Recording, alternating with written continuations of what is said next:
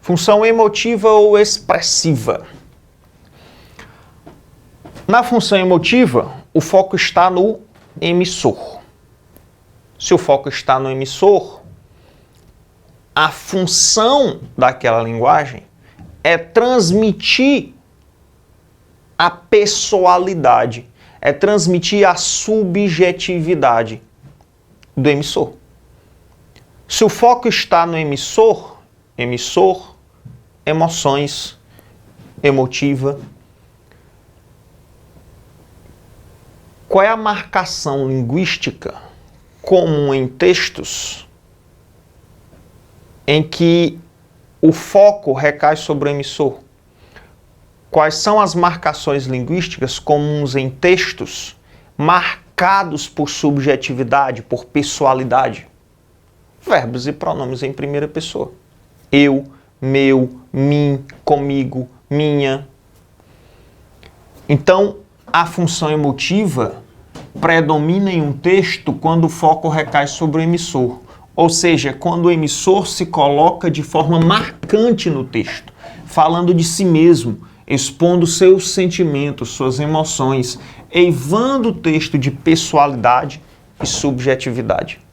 Então, se na função referencial nós tínhamos objetividade e impessoalidade, imparcialidade, aqui nós temos subjetividade e pessoalidade. Se na função referencial, para alcançar essa objetividade, para alcançar essa impessoalidade, se usa verbos em terceira pessoa, na função emotiva, para se alcançar essa subjetividade, essa pessoalidade, se usa verbos em pronomes em primeira pessoa. Assim, as marcas linguísticas mais comuns em textos nos quais predomina a função emotiva são verbos e pronomes em primeira pessoa. Mas, é importante ressaltar, mesmo em um texto onde não há linguisticamente a presença do eu, é possível percebermos marcas de subjetividade, pois o emissor pode demonstrar envolvimento emocional por meio da pontuação expressiva, por meio da adjetivação, por meio das figuras de linguagem. Professor, confundi um pouco. Vamos lá. Lembra do Castroves? Lembra que quando a gente trabalha Castroves, a gente fala sobre o navio negreiro?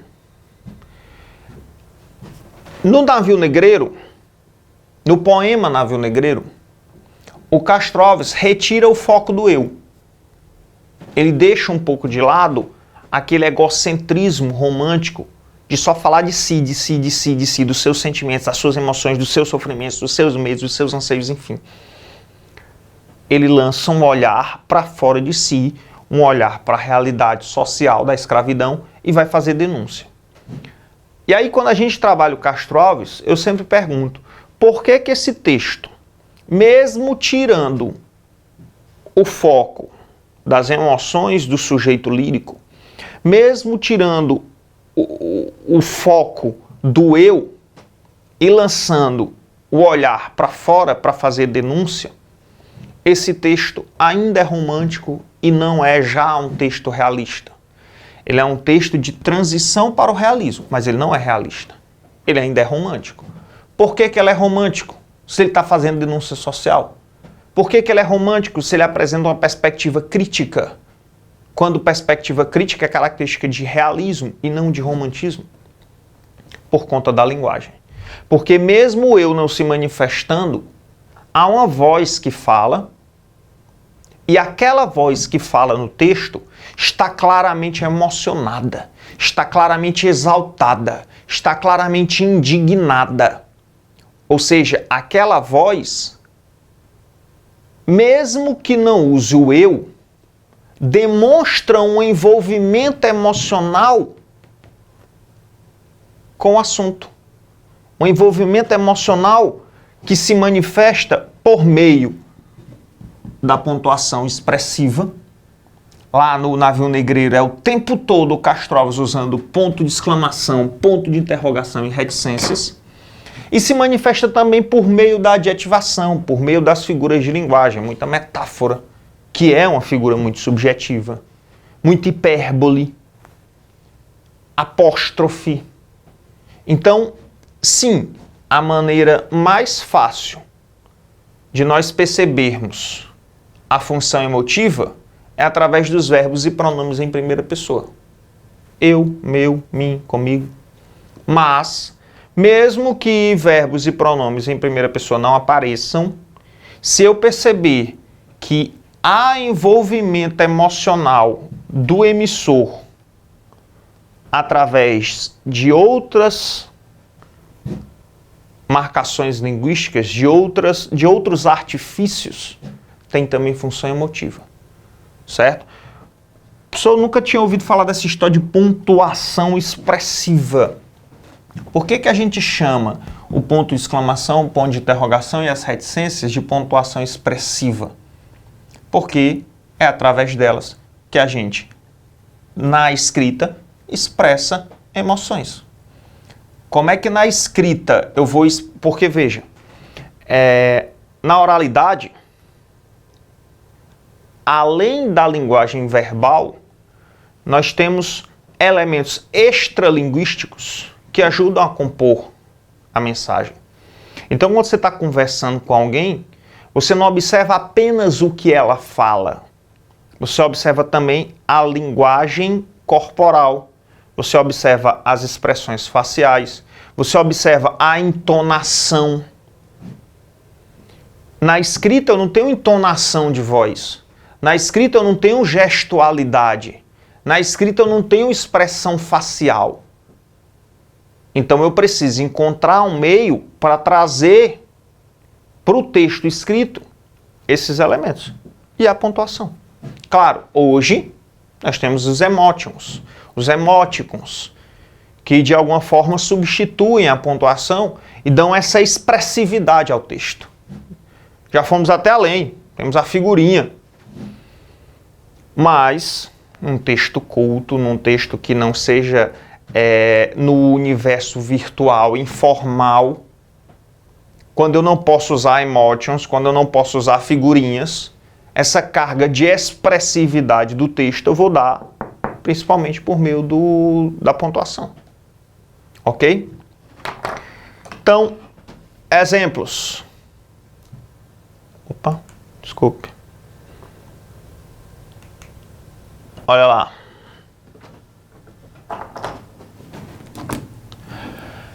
Às vezes, a saudade deita ao meu lado na cama e eu sinto o seu peso no meu ombro.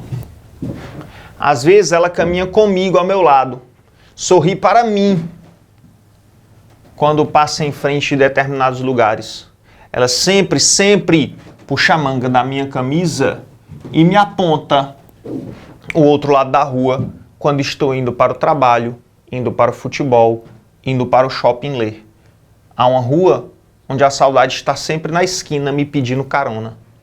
Tentando fugir, fui à praia, caminhar, final de tarde. A saudade sentou ao meu lado, estendeu uma toalha branca, me serviu uma taça de vinho e deitou a cabeça no meu colo. A saudade tem caprichos, me impede de ir a determinados lugares, não me deixa voltar a certos locais. Às vezes a saudade embaça meus olhos, não me deixa ver direito as cores que há no dia. Às vezes ela passa o dia sem aparecer e eu penso que tudo vai voltar ao normal. Então eu chego a casa, tomo um banho, deito e escuto seus passos. Ela vem, passa a mão pela minha barba mal feita, toca de leve meu peito e deita ao meu lado, cantando baixinho as músicas que devo escutar. Eu sinto seu peso em meu ombro. Ela me embala, mas eu demoro muito a dormir.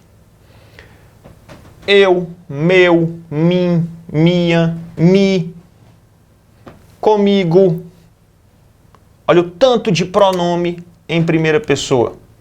Perceba que os verbos estão muitas vezes conjugados em primeira pessoa. Eu chego, eu tomo, eu deito, eu escuto. Então, é muito evidente a presença da função emotiva. Está muito claro que a função emotiva predomina nesse texto. Que a função desse texto é transmitir as emoções do emissor. Que o foco está sobre o emissor. Certo? Então, não deixa dúvidas. É um texto marcado de pessoalidade. É um texto marcado de subjetividade. É um texto onde há muita presença de verbos e pronomes em primeira pessoa. Portanto, função emotiva. Ok? Fácil também? Fácil também. Função conativa ou apelativa? Na função conativa, o foco recai sobre o receptor do texto. Vamos lá, pensa aqui comigo. O que que você quer de um texto cujo foco recai no receptor? O que que você espera de um texto?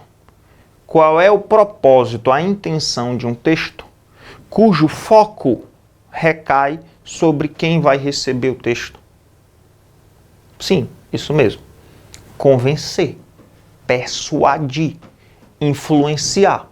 Então, se eu produzo um texto cujo foco é o receptor, o que eu quero com esse texto é influenciá-lo, é convencê-lo, é persuadi-lo, é agir, é atuar, melhor dizendo, sobre o seu comportamento.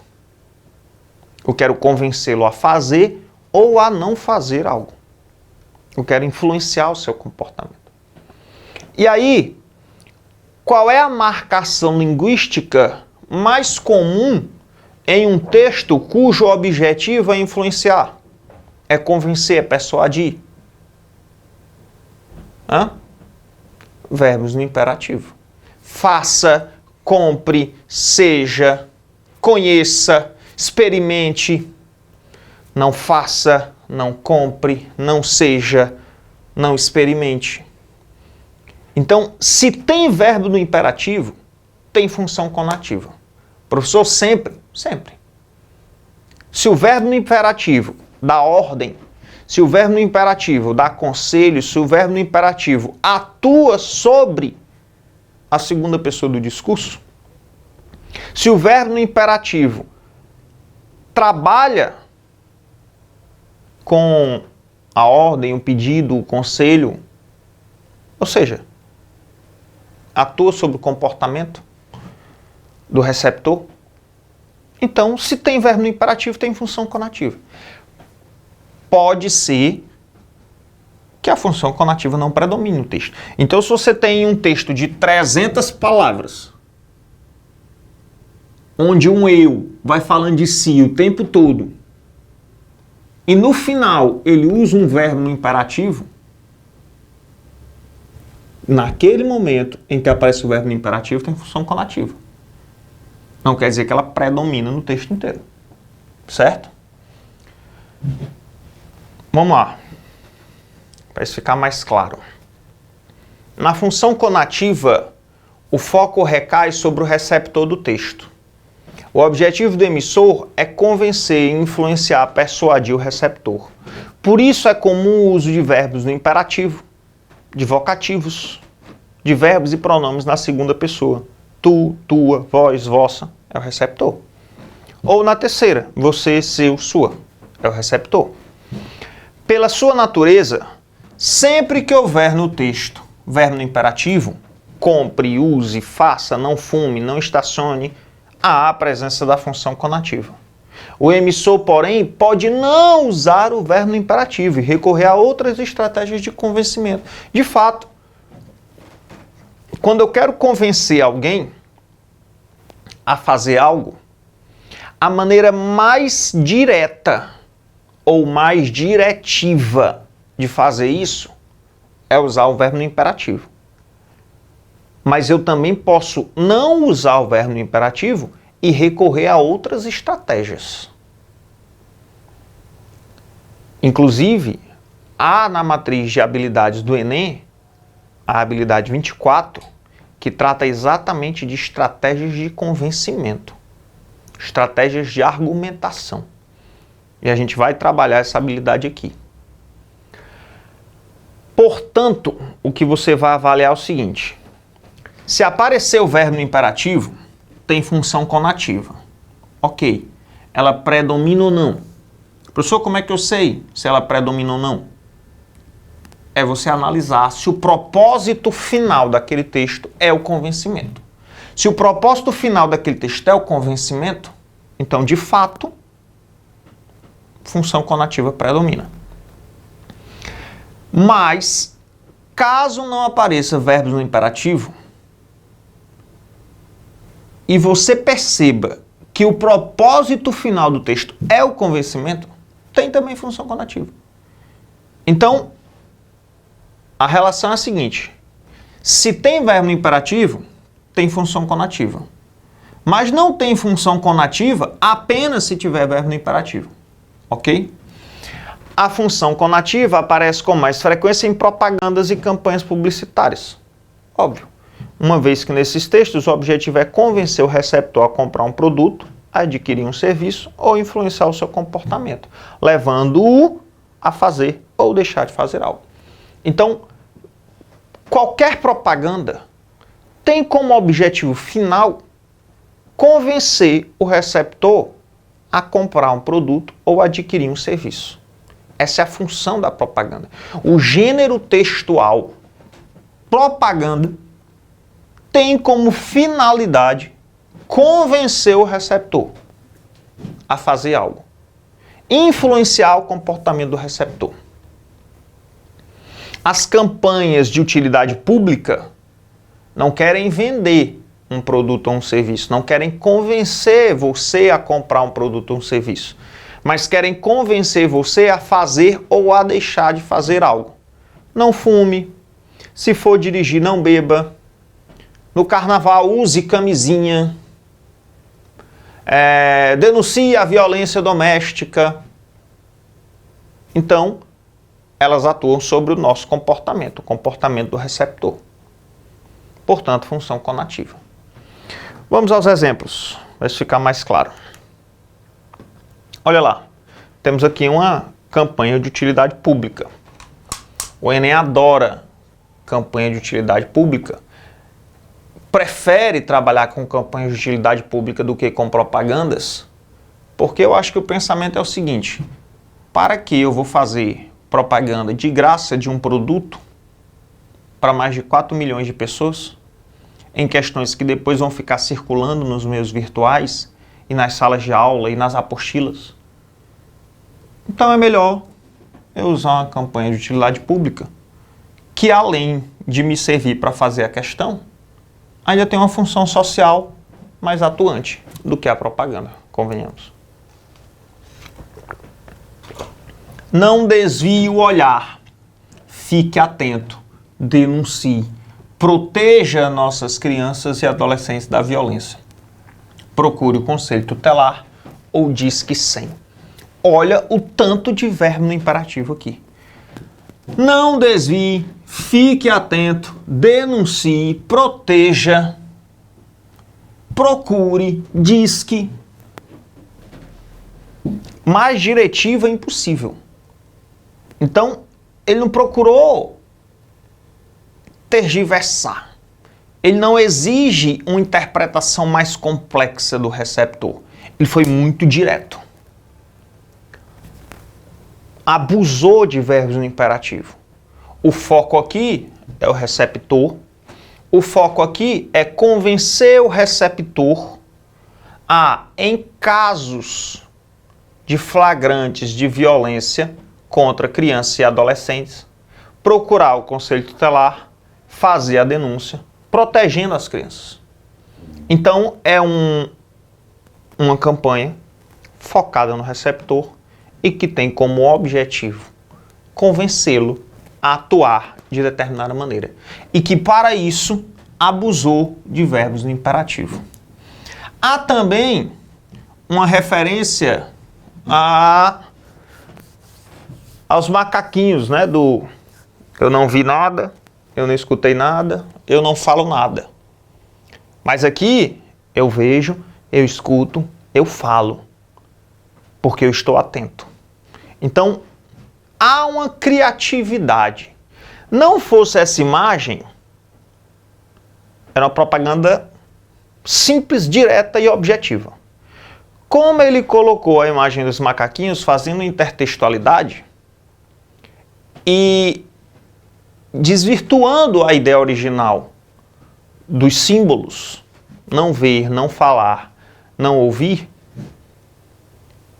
aí ele usou um toque de criatividade, certo? Mas a principal estratégia de convencimento são os verbos no imperativo. Vamos ver um exemplo menos diretivo. Olha esse. Temos aí uma caveira, que é um símbolo universal que remete à morte, que remete a perigo. E temos algum escrito aqui em inglês. Ah, professor, eu não consigo ler, tá confuso, ou eu não sei inglês. Tá bom, ignora. Imagine que o texto é só a imagem. Desconsidera o conteúdo verbal. Ainda assim, é possível interpretar. Como a gente interpreta isso aí? Ele fez uma caveira, que é um símbolo universal de perigo e morte, e ele fez essa caveira com cigarros. Percebe? A parte amarela são os filtros do cigarro, formando a caveira. Então, se ele fez a caveira com os cigarros, se a caveira é um símbolo universal de perigo e morte, o que ele está querendo me transmitir aqui? Que ideia ele está querendo me transmitir aqui? Cuidado. Cuidado com o cigarro. O cigarro é um perigo, o cigarro mata. Se ele está querendo me dizer que o cigarro mata, portanto, não fume. Claramente, o objetivo desse texto é me convencer a não fumar. É me convencer a não fumar porque o cigarro é um veneno, porque o cigarro é perigoso, porque o cigarro mata. Então, não precisa verbo no imperativo. Ele não precisa dizer claramente não fume. Aqui tem, fumar mata 30 vezes mais pessoas do que envenenamento. A informação. O fumo mata 30 vezes mais pessoas do que o envenenamento. Mas ele não está dizendo não fume de maneira diretiva por meio dos verbos no imperativo. Mas a maneira como ele construiu o texto, de maneira, inclusive, bem criativa, me permite chegar a essa mensagem. O cigarro é um veneno, o cigarro é um perigo, o cigarro mata, portanto, não fume. Então, função conativa. Olha esse. O garoto fumando, a fumaça do cigarro faz uma arma apontada para a própria cabeça do fumante. De novo, qual é a mensagem? O cigarro mata, e se o cigarro mata, não fume. Mais uma vez, uma campanha anti-fumo. Mais uma vez, um texto cujo foco é o receptor. Mais uma vez, o texto cuja função é influenciar o receptor, convencendo-o a não fumar. Portanto, função conativa.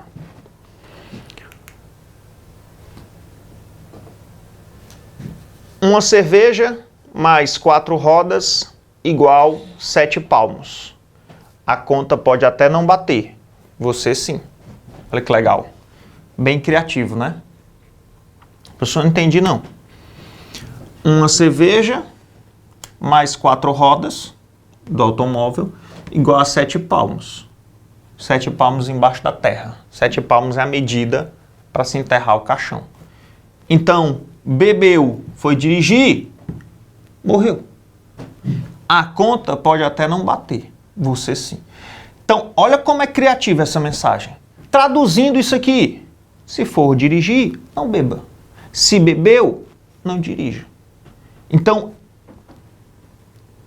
esta campanha tem como objetivo me convencer a não beber se eu for dirigir, ou não dirigir se eu tiver bebido. Portanto, é um texto que atua sobre o meu comportamento, tentando me convencer, me influenciar a não fazer algo. Então é função conativa. Precisou de verbo imperativo? Não. Veja que na primeira, ele abusou dos verbos no imperativo. Aqui não tem verbo no imperativo. Aqui não tem verbo no imperativo. Aqui não tem verbo no imperativo. Mesmo assim, fica claro que o propósito é convencer o receptor. E se fica evidente que o propósito é convencer o receptor, que esses textos atuam sobre o comportamento do receptor, função conativa. Ok? Vamos fazer aqui uma pausa e já já a gente volta com as demais funções.